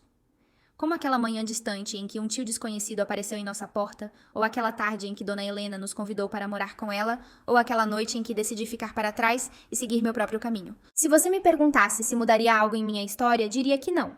Nem mesmo a fome, que foi uma mestra cruel, mas eficiente, ensinando-me o valor de cada garfada, de cada momento, de abundância que viria depois. nem mesmo as ausências que me ensinaram a valorizar as presenças, nem mesmo as perdas que me ensinaram sobre a impermanência de tudo e a importância de viver plenamente cada momento. Tudo, cada lágrima, cada sorriso, cada despedida, cada reencontro me trouxe até aqui. E aqui sentada, nesta cadeira de balanço, que herdei de Dona Helena, observando o pôr do sol, pela janela de minha casa, sinto uma paz que nem sabia ser possível quando era aquela menina de olhos fundos e barriga vazia. É essa paz que desejo a todos vocês que ouviram minha história. A paz que vem não da ausência de tempestades, mas da certeza de que por mais forte que seja a tormenta, ela sempre passa deixando atrás de si um céu lavado, onde quem sabe um arco-íris possa surgir. A fome passou, a esperança ficou, e no final isso é tudo o que importa. Obrigada por ouvirem a história desta velha costureira. Se ela tocou seu coração de alguma maneira, compartilhe com alguém que possa precisar ouvir que existe depois que existe esperança, que existe recomeço. E agora, por favor, contem pra mim nos comentários de onde vocês estão assistindo, qual parte da minha história mais tocou vocês. E se puderem, deixem um like e se inscrevam no canal para que possamos alcançar mais mulheres que precisam ouvir que não estão sozinhas.